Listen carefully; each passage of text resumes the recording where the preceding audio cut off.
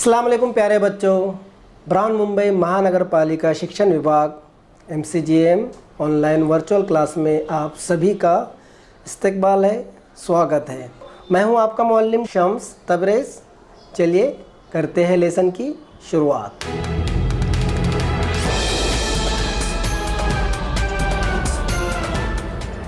अस्सलाम वालेकुम बच्चों, कैसे आप लोग? उम्मीद है खैरियत से होंगे, पढ़ाई बराबर कर रहे होंगे और हमारे वीडियो भी देख रहे होंगे। चलिए शुरू करते हैं आज का हमारा सेशन। मराठी सुगम भारती इयत्ता 7वीं, माध्यम उर्दू इयत्ता 7वीं, विषय मराठी, पाठ क्रमांक 10, माणुसकी आणि मोठेपणा। इससे पहले हमने इसका एक पार्ट बनाया है, मुझे उम्मीद है आपने वो देख लिए होंगे। अगर नहीं देखे तो पहले वो वाला वीडियो देखिए, उसके बाद ये वाला वीडियो देखिए। ये इसका पार्ट 2 है। चलिए, मैं हूँ आपका शिक्षक शम्स तबरेज़। बढ़ते आगे सीधे हमारे पाठ की तरफ, हमारे सबक की तरफ।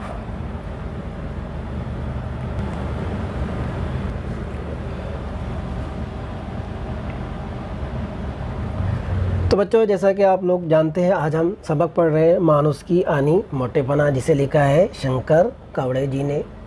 देख लेते हैं इनका परिचय। ये सब हम देख चुके हैं पिछले वीडियो में। आपने वो वीडियो अगर नहीं देखा है तो वो वाला वीडियो देख लीजिए। यहाँ पर हम देखेंगे कि पिछले वीडियो में हमने क्या देखा। तो सबसे पहले देखा हमने परिचय। किसका परिचय? शंकर कवड़े जी का परिचय यहाँ पर हमने देखा, आपको दिख रहा है। इसके अलावा ये पार्ट जो है माणुसकीचा मोठेपणा, यहाँ से लिया हुआ है। और देख लेते हैं हमने पिछले वीडियो में और क्या देखा।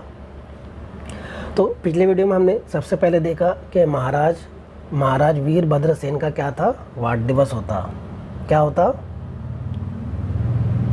वाट दिवस होता। दरबार में सब लोग हाज़िर थे, सब लोग वहाँ पर आए हुए थे और राजा जो है थाट से बैठे हुए थे और सब लोग उनको शुभेच्छा दे रहे थे। ये पिछले वीडियो में हमने देख चुके हैं। इसके अलावा देखिए कि सब लोग उनको क्या दे रहे थे? मूल्यवान वस्तु ला के दे रहे थे, कीमती वस्तु ला कर दे रहे थे। हीरे मोती जवाहरात, सोने चांदी से बनी हुई चीज़ें लाकर उनको दे रहे थे। राजा को इस चीज़ की कमी नहीं थी, लेकिन उसका मकसद ये था कि अपनी बड़ाई हो कि मैंने राजा को ये दिया, और राजा उनसे बहुत खुश हो रहा था। क्या हो रहा था? बहुत खुश हो रहा था। क्यों? क्योंकि लोग उनको क्या दे रहे थे? सोना चांदी दे रहे थे गिफ्ट में। किसे दे रहे थे? राजा वीरभद्र सेन को। तो वहाँ पर एक वामन नाम का एक साधारण सा व्यक्ति भी आया था। जब उसने देखा कि ये सब चीज़ें हो रही, तो वो सिर्फ एक गुलाब का छोटा सा फूल लेकर आया था। वो ये सोच रहा था मैं गुलाब का फूल दूँ या ना दूँ। अगर दूंगा, अगर राजा कबूल नहीं करेंगे तो मेरी फजीती हो जाएंगी, मेरी बेइज्जती हो जाएंगी, लोग सब मेरे पर क्या करेंगे? हंसेंगे। तो वो फूल वो राजा को दे या नहीं दे, ये वो सोच रहा था। तो आगे उसने तय किया कि मैं ये राजा को फूल ज़रूर दूंगा। तो वो राजा के पास गया और राजा को बोला कि राजा जी, ये मेरी तरफ से आपके लिए फूल है। मैं कोई मूल्यवान यानी कीमती चीज़ आपके लिए ला नहीं सकता, क्योंकि मैं गरीब हूँ, बाग में काम करने वाला हूँ। और राजा को उसने दिया। राजा ने उस फूल को कबूल नहीं किया और सारे दरबारी क्या करने लगे? उस पर हंसने लगे।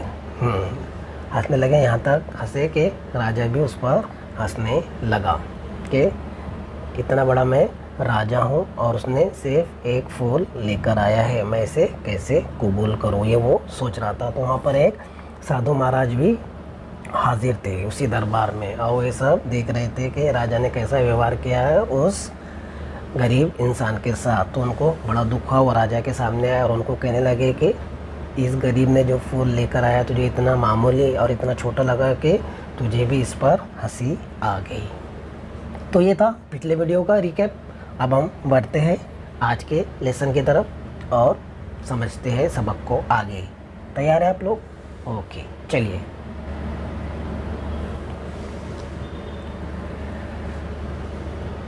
आगे राजा ने कहा कि ये फूल इतना छोटा है। वो किसको जवाब दे रहा है? साधु महाराज को जवाब दे रहा है कि ये फूल तो छोटा है, साथ में ये कीमती भी नहीं है। मेरे हाथ की अंगूठी देखो, इतनी छोटी है, लेकिन वो कितनी कीमती है।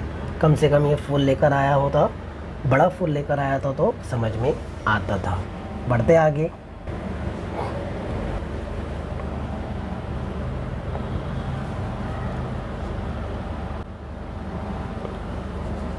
साधू महाराज म्हणाले, यापेक्षा तुला किती मोठा फूल हवे राजन? इसके अलावा तुझे और कितना बड़ा फूल चाहिए राजन, यानी महाराज आपको इससे बड़ा और कितना बड़ा फूल चाहिए। तो राजा म्हणाला, त्या फुलाचा आकारमान रथाच्या चाकाएवढे असतं तर माझ्यासारख्या राजाला ते भेट म्हणून स्वीकारताना शोभून दिसला असता।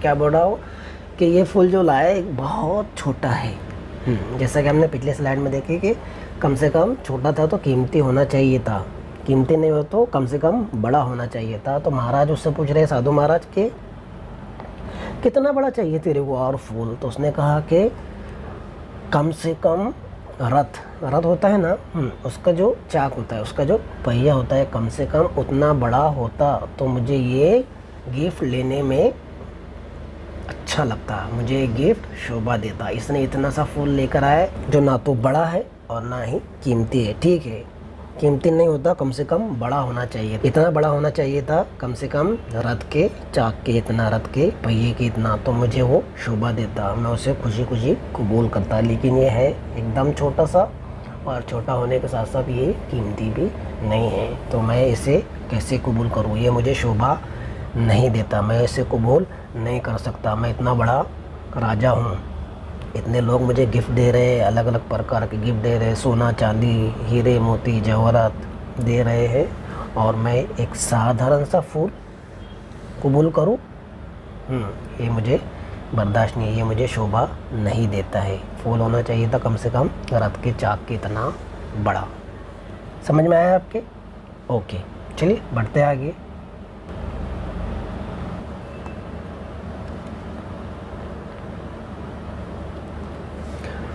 वृद्ध साधूने सिंतहास्य केला। साधू म्हणाले, रथ चक्र एवढा पुष्प माझ्या तरी पाहण्यात कधी आला नहीं राजन। उन्होंने थोड़ा सा हंसे और बोले, किसने? साधु महाराज ने, कि इतना बड़ा फूल मैंने अपनी पूरी ज़िंदगी में कभी नहीं देखा राजा जी, कभी भी देखने में नहीं आया। आणि ते असला तरी तेवढा मोठा फूल खरेदी करण्याची या गरीब गृहस्थाची ऐपत नहीं। क्या कह रहे हो कि मैंने इतना बड़ा फूल आज तक तो नहीं देखा, मेरे देखने में नहीं आया। अगर इतना बड़ा फूल होता भी तो इस गरीब की इतनी हैसियत नहीं है कि वो ये फूल खरीदे। तेव्हा लक्ष देऊन ऐक। तो ये बात समझने की कोशिश करो, यासारखा तू तर गरीब नाहीस, इसके जैसे तू तो गरीब नहीं है। या राजाचा सत्ताधीश आहेस, आता रथचक्र एवढा गुलाबचा फूल तूच आणून दाखव, वो भिक्षा म्हणून मला दान कर, एवढं करण्याची तुझी ऐपत असेलच।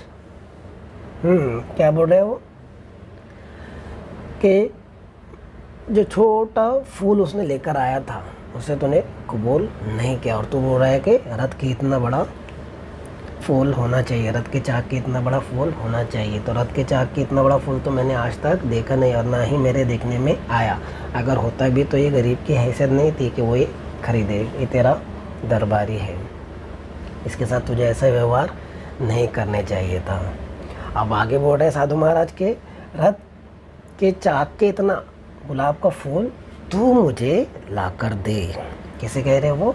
राजा को कह रहे हैं कि तू मुझे लाकर भिक्षा म्हणून, साधु को भिक्षा दी जाती है ना, वो भिक्षा म्हणून मुझे दान कर, और तेरी इतनी हैसियत तो है कि तू इतना बड़ा गुलाब का फूल ला ही सकता है। समझ में आया अभी क्या कहा उन्होंने?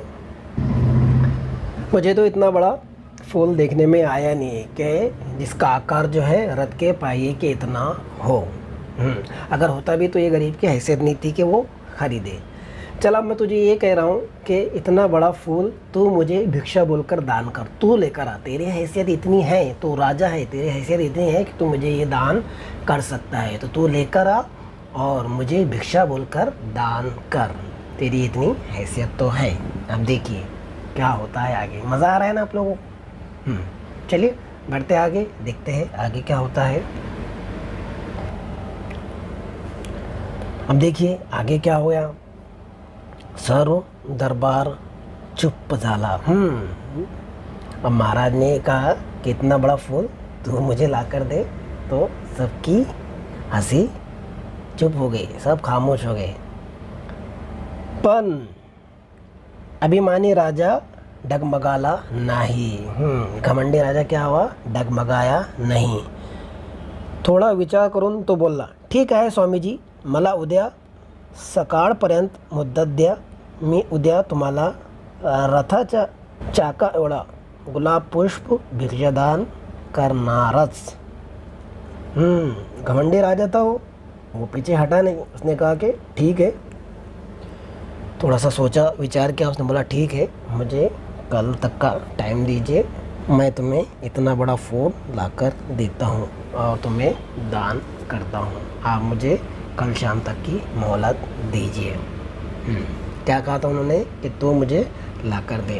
तो राजा फिर भी पीछे नहीं हटा और उसने कहा कि ठीक है, मुझे थोड़ा सा टाइम दो, मैं आपको इतना बड़ा फूल लाकर ज़रूर दूंगा। समझ में आ रहा है आपके। घमंडी राजा तो अभिमानी राजा तो खुद पर उसको अभिमान था बहुत ज़्यादा कि मेरे पास इतना सोना है, इतना चांदी है, लोग मुझे इतना गिफ्ट कर रहे हैं, ऐसा है वैसा है, मैं इतना छोटा सा फूल क्यों लूँ। और साधु महाराज ने जब उसको कहा कि इतना बड़ा फूल तू मुझे ला कर दे, तो उसने कहा कि ठीक है, मैं ला कर देता हूँ, कल शाम तक का मुझे टाइम दीजिए। देखते हैं आगे क्या होता है।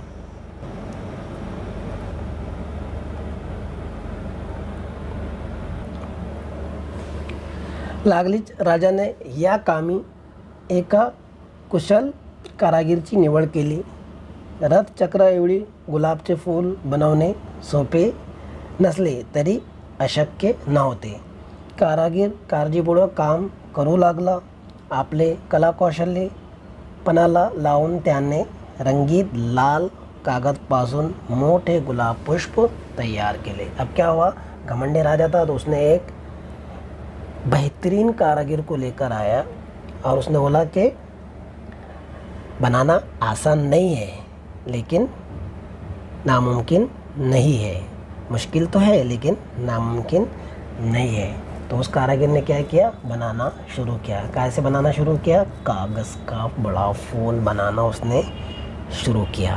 किसने, कारागिर ने। क्या क्या यहाँ पे राजा ने एक कारागिर को लेकर आया और उसको हुक्म दिया कि तू मेरे लिए इतना बड़ा फूल बना कर दे, क्योंकि वो बहुत बेहतरीन कारागिर था। तो उसने रंगीन कागज़ से गुलाब बनाना शुरू किया, गुलाब का फूल बनाना शुरू किया और तैयार किया। बढ़ते आगे।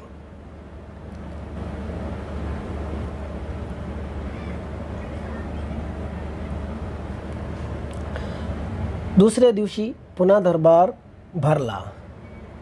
सर्वांच्या उपस्थितीत ते कृत्रिम गुलाब पुष्प दरबारात आणले गेले। त्या कुशल कारागीरने फुलाची जळणघळण हुबहू केलेली होती। रथाच्या चाकाएवढा ते प्रचंड फूल पाहून उपस्थितांना त्याचे नवीन वाटत होते। अखेर आपण बाजी जिंकली या आविर्भावात राजा मनाला।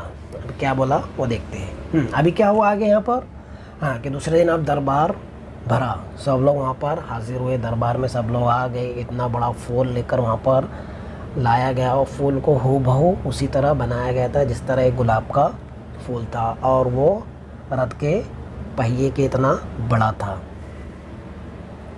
सब लोग उससे देखकर क्या हो गए, दंग हो गए। उनको अजीब लगा और नवीन लगा, यानी नया लगा कि इतना बड़ा फूल कैसे हो सकता है।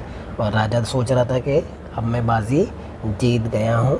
और उसने कहा, राजा म्हणाला, साधू महाराज, रथाच्या चाका एवढे प्रचंड गुलाब पुष्प पाहून घ्या। हे फूल मी तुम्हाला भिक्षादान केले, त्याचा स्वीकार करावा। उसने कहा कि देख लीजिए आप इसको, इतना बड़ा फूल लेकर मैं आ गया हूँ और ये फूल मैं आपको भिक्षादान करता हूँ, इसे कबूल कीजिए। यहाँ पर अब लाया गया, दरबार में लाया गया इतना बड़ा फूल। कारागिर ने उसको बहुत अच्छी तरह बनाया राजा ने सोचा कि मैं अब बाजी जीत गया हूँ और साधु महाराज को बोला कि इसे कबूल कीजिए, देख लीजिए ये इतना ही बड़ा फूल है, मैं आपको भिक्षा दान करता हूँ, इसे आप कबूल कीजिए। बढ़ते आगे, देखते हैं क्या होता है।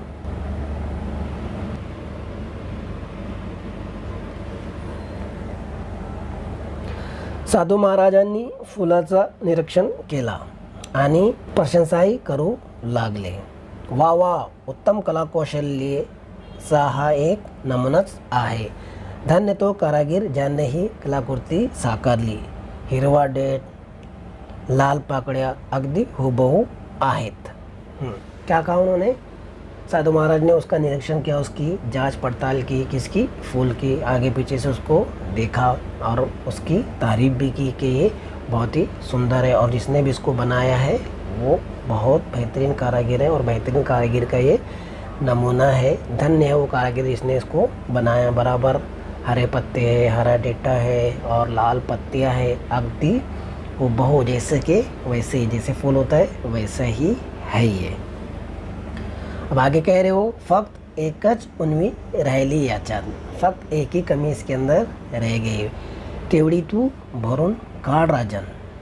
अब उसने कहा, साधु महाराज ने, कि बहुत अच्छा है, कोई कमी इसके अंदर नहीं दिख रही है, बहुत अच्छा बनाया है, जैसा कि तैसा बनाया हुआ है, फूल भी है, पत्ती भी है, हरा डेठा है।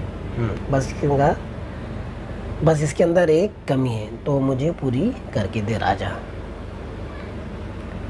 म्हणजे हे फूल मी आनंदाने स्वीकारेन, मतलब ये फूल मैं अब खुशी खुशी कबूल करूँगा, तो अगर वो छोटी सी चीज़ दूर कर देगा।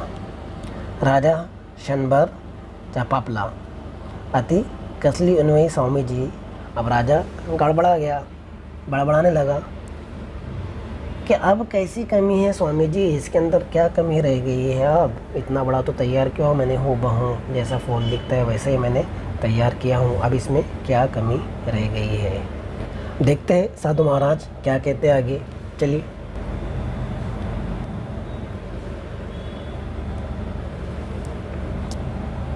साधु महाराज शांत हसून नम्रपणे बोलू लागले।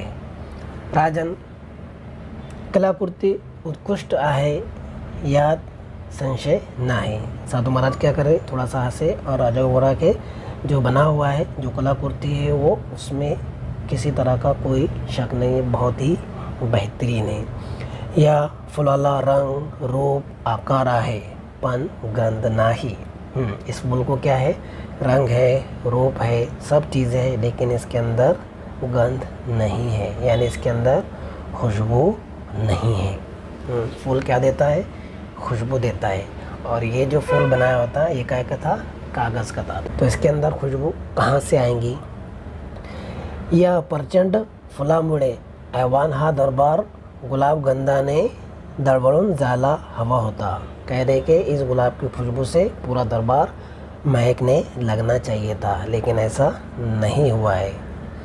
सुगंध शिवाय या प्रचंड फुलाची काय कीमत उरली? खुशबू के बिना इस फूल की कीमत क्या होगी? सब चीज़ें तो इसके अंदर है, लेकिन जो असल चीज़ है खुशबू, वो इसके अंदर नहीं है। हे फूल मोठे असूनी खोटं आहे, हे ध्यानात ठेव। क्या कह रहे हो? फूल बड़ा है, इसमें कोई शक नहीं है, लेकिन ये खोटा भी है, ये ध्यान में रख। सुगंध शिवाय फूल शोभित नाही। खुशबू के बिना फूल शोभा नहीं देता, मग ते कितीही मोठा असो, फिर वो कितना भी बड़ा हो। माणूस कितीही मोठा असला तर माणुसकीशिवाय त्याचे मोठेपणाला किंमत नसते। इंसान कितना भी बड़ा हो जाए, लेकिन अगर उसके अंदर इंसानियत नहीं है तो उसका बड़ा होना बेकार है। कितना भी बड़ा हो जाए वो, अगर उसके अंदर इंसानियत नहीं है तो उसकी बड़ाई कोई काम की नहीं। अगर छोटा इंसान है उसके अंदर इंसानियत है तो वो इंसान काम का है। माणूस के शिवाय मोटेपने म्हणजे सुगंधी शिवाय फूल। हाँ, इंसानियत के बिना बड़ा इंसान होना कोई मतलब की बात नहीं। वो ऐसे ही है जैसे खुशबू के बिना फूल। काल दरबारात आलेल्या गृहस्थ गरीब होता पण त्याच्या जवळ माणुसकी होती। कल जो दरबार में गरीब आया था, फूल लेकर आया था, तुझे फूल देने के लेकर आया था, वो गरीब तो था लेकिन उसके अंदर क्या थी? इंसानियत थी। त्या माणुसकी खातर तो गुलाबाचं फूल देण्यास दरबारात आला होता। उसी इंसानियत के खातिर वो दरबार में गुलाब का फूल देने के लिए आया था। पण तुझ्या वैभवापुढे तो तुला छोटा वाटला, पर तेरे गुरूर और घमंड की वजह से तुझे वो फूल क्या लगा? छोटा लगा। तुझ्याजवळ माणुसकी नसल्यामुळे त्याच्यातली माणुसकी तुला दिसली नहीं। तेरे अंदर इंसानियत नहीं थी, तेरे अंदर माणुसकी नहीं थी, इसलिए वो छोटा सा इंसान, वो गरीब इंसान जो तेरे लिए फूल लेकर आया था, उसकी इंसानियत तुझे नहीं दिखी। उसके अंदर इंसानियत थी और तेरे अंदर इंसानियत नहीं है। इथून पुढे स्वतः माणुसकी बागड आणि माणसातील मोठेपण त्याचे माणुसकीवरून ठरव। क्या बोल रहे हो कि यहाँ से आप तू माणुसकी को समझ, इंसानियत को समझ और इंसानों के अंदर की इंसानियत को पहचान और फिर तय करके कौन बड़ा है और कौन छोटा है।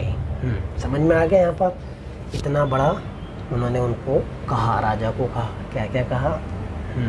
आप लोगों ने सुन ही लिया कि खुशबू के बिना फूल की कोई कीमत ही नहीं है। इसी तरह कितना भी बड़ा इंसान हो जाए, अगर उसके अंदर इंसानियत नहीं है, मानुसकी नहीं है, तो वो कोई काम का नहीं है, उसकी बड़ाई कोई काम की नहीं है। जो कल छोटा सा इंसान आया था, छोटा इंसान मतलब गरीब इंसान आया था फूल लेकर, तुझे अपने गुरूर और घमंड के चलते उसकी इंसानियत नहीं दिखी।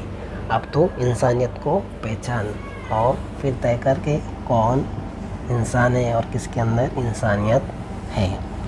यहाँ पर ये साधु महाराज ने उसको कहा। देखते हैं आगे क्या होता है।